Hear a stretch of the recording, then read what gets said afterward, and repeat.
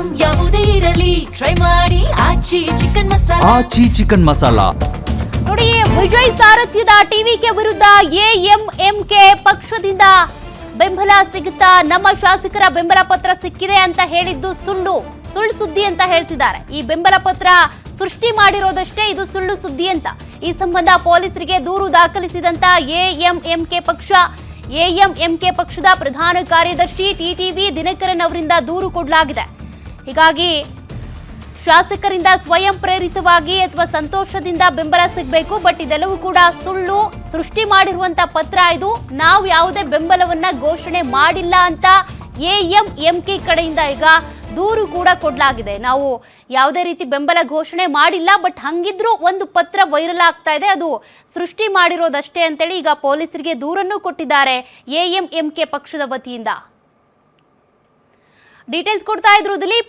ಈಗಾಗಲೇ ಮತ್ತೊಂದು ಬೆಳವಣಿಗೆ ಅಂದ್ರೆ ಎಎಂಎಂಕೆ ಪಕ್ಷದ ಕಡೆಯಿಂದ ದೂರು ಹೋಗಿದೆ ಪೊಲೀಸರಿಗೆ. ಕಾರಣ, ನಾವು ಟಿವಿಕೆಗೆ ಸಪೋರ್ಟ್ ಮಾಡಿಲ್ಲ, ಬಟ್ ಮಾಡಿದೀವಿ ಅನ್ನೋ ರೀತಿಯಾಗಿ ಪತ್ರ ಸೃಷ್ಟಿಯಾಗಿದೆ ಅಂತ. ಇದ್ರ ಬಗ್ಗೆ ಏನ್ ಡೀಟೇಲ್ಸ್ ಇದೆ? ಸೌಖ್ಯ, ಟಿವಿಕೆಯ ಒಂದು ಕಾರ್ಯಕರ್ತರೇನಿದ್ದಾರೆ ಅವರು ಸೋಷಿಯಲ್ ಮೀಡಿಯಾಗಳಲ್ಲಿ ಒಂದು ಪೋಸ್ಟ್ ಹಾಕೊಂಡಿದ್ರು. ಏನಂದರೆ ಎಎಂಎಂಕೆ ಪಕ್ಷದ ಶಾಸಕರು ಬೆಂಬಲ ಪತ್ರಕ್ಕೆ ಸಹಿ ಹಾಕುವಂಥ ಒಂದು ದೃಶ್ಯಾವಳಿಯನ್ನು ವೈರಲ್ ಮಾಡಲಾಗಿತ್ತು. ಆ ದೃಶ್ಯಾವಳಿಯ ಪ್ರಕಾರ ಎಎಂಕೆ ಏಕೈಕ ಶಾಸಕರೇನಿದ್ದಾರೆ ಅವರು ವಿಜಯ್ ಅವರ ಟಿವಿಕೆ ಪಕ್ಷಕ್ಕೆ ಬೆಂಬಲವನ್ನು ಕೊಡ್ತಿರೋದಾಗಿ ಮತ್ತು ಬೆಂಬಲ ಪತ್ರಕ್ಕೆ ಸಹಿ ಆಗ್ತಿರೋದಾಗಿ ಆ ಒಂದು ದೃಶ್ಯಾವಳಿಯಲ್ಲಿ ಹೇಳಲಾಗಿತ್ತು. ಆದರೆ ಇದನ್ನು ಒಂದು ತಿರುಚಿದ ದೃಶ್ಯಾವಳಿ ಮತ್ತು ಇದು ಸುಳ್ಳು ಮಾಹಿತಿ ಅಂತ ಹೇಳ್ಬಿಟ್ಟು ಇವಾಗ ಪೊಲೀಸರಿಗೆ ಒಂದು ದೂರನ್ನು ಕೊಡಲಾಗಿದೆ.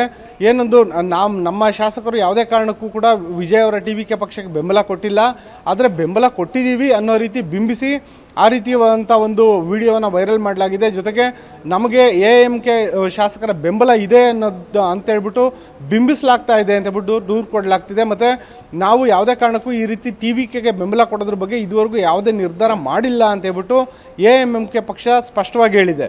ಇಲ್ಲಿ ಒಂದು ಗಮನಿಸಬೇಕಾಗಿರೋದು, ಟಿವಿಕೆಗೆ ಸದ್ಯದ ಮಟ್ಟಿಗೆ ಬೆಂಬಲದ ಅನಿವಾರ್ಯತೆ ಇದ್ದೇ ಇದೆ. ಅದರಲ್ಲೂ ಇಬ್ಬರು ಶಾಸಕರ ಬೆಂಬಲ ಬೇಕೇ ಬೇಕಾಗಿದೆ. ಒಂದು ವೇಳೆ ಇವತ್ತು ಅಥವಾ ನಾಳೆ ಒಳಗಡೆ ಏನಾದರೂ ಈ ಬೆಂಬಲದ ಕುರಿತಾಗಿ ಅಂತಿಮ ತೀರ್ಮಾನ ಆಗದಲ್ಲೇ ಇದ್ದರೆ ಆ ನಂತರದ ದಿನಗಳಲ್ಲಿ ಡಿಎಂಕೆ ಮತ್ತು ಎಐಡಿಎಂಕೆ ರಂಗಪ್ರವೇಶ ಮಾಡೋ ಸಾಧ್ಯತೆ ಇದೆ.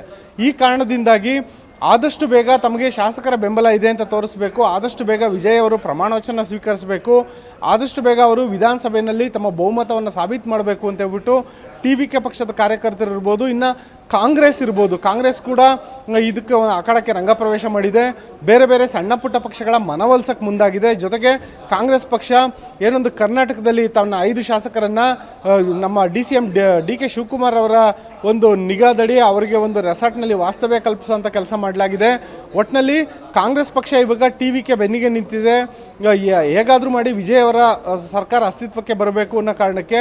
ಆದರೆ ಈ ಹಂತದಲ್ಲಿ ಕೆಲವೊಂದು ಶಾಸಕರ ಬೆಂಬಲ ಪತ್ರವನ್ನು ಫೋರ್ಜರಿ ಮಾಡಲಾಗಿದೆ ಅನ್ನೋ ರೀತಿಯಾದಂಥ ದೂರು ದಾಖಲಾಗಿರೋದು ಟಿವಿಕೆ ಇಮೇಜ್ಗೆ ಒಂದು ರೀತಿ ಧಕ್ಕೆ ಪಡಿಸುವಂಥ ಸಾಧ್ಯತೆಗಳಿದ್ದಾವೆ. ಸೌಖ್ಯ, ಥ್ಯಾಂಕ್ ಯು ದಿಲೀಪ್ ಡೀಟೇಲ್ಸ್ಗೆ.